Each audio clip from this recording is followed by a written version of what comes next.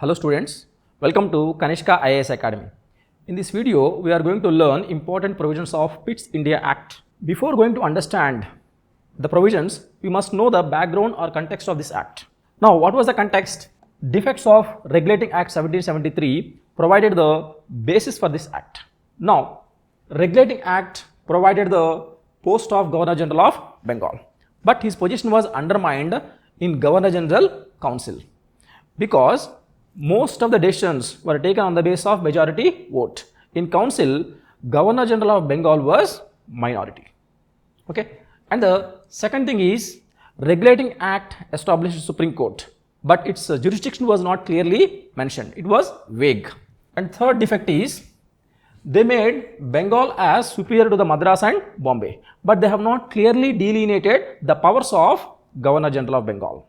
And the next important development is, by 1780, there was a popular economic philosophy, that is capitalism and the free trade.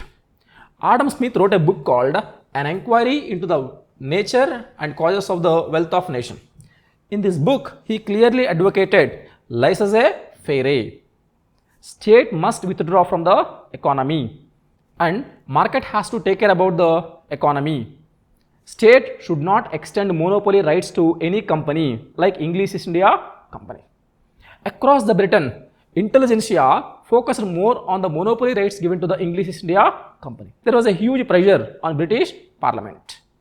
Apart from all these things, American War of Independence was concluded by 1783. Most of the times we ignore this development. American War of Independence is a war between the British and its 13 American colonies. And these colonies got independence and they were liberated. With this, Britain lost an important natural resources as well as wide market from America. Now tell me, who are going to fill this vacuum? Nothing but the India. From 1784 onwards, British government tightened its grip over the India. They started conquest of India and attempted to make India as a colony to supply natural resources as well as market for the British Industrial Revolution. So these are the important factors to bring this act. Then what are the provisions of this PITT India Act? So this act has clearly demarcated companies' functions into two heads. One is commercial functions. Commercial functions of English East India Company were supervised by Court of Directors. Already we have seen this Court of Directors.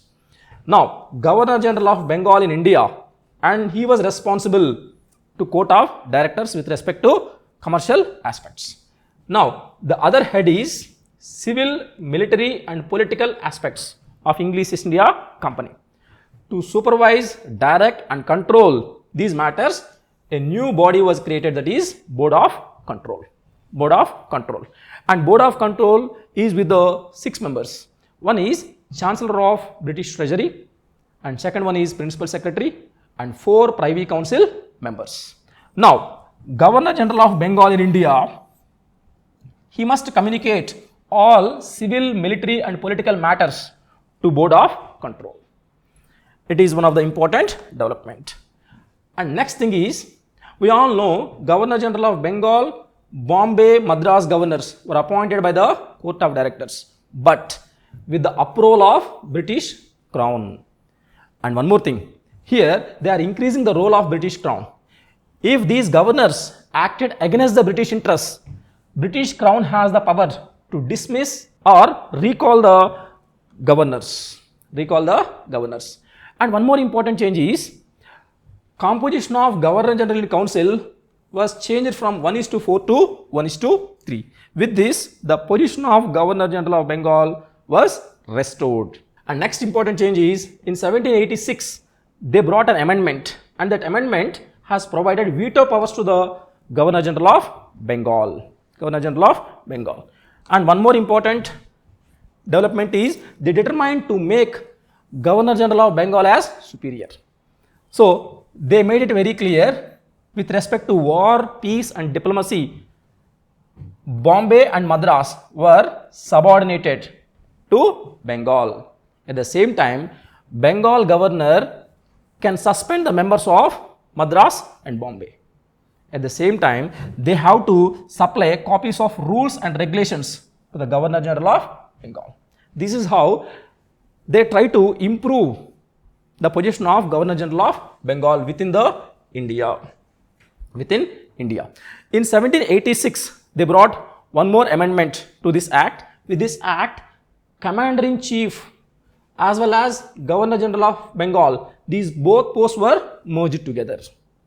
And the first person was Warren Hastings, who acted as both Commander-in-Chief as well as Governor General of Bengal. So this act has made the Supreme Court jurisdiction very clear. And one more development is, earlier we have seen British officials resorted to the corruption. Now this act provided strict punishments for the officials who resorted to corruption.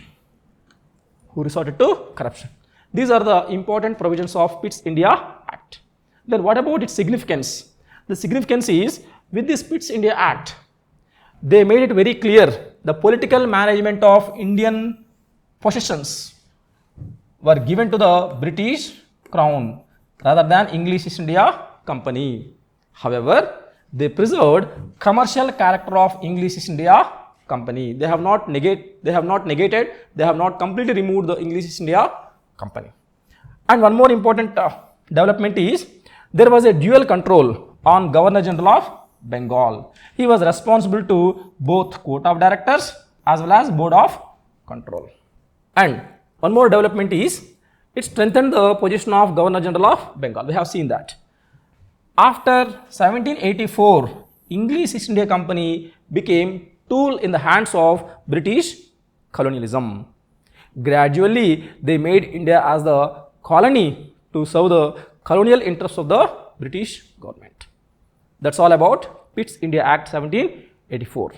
I hope you understand this act. If you like this video, please subscribe to the Kanishka IAS YouTube channel. Thank you so much.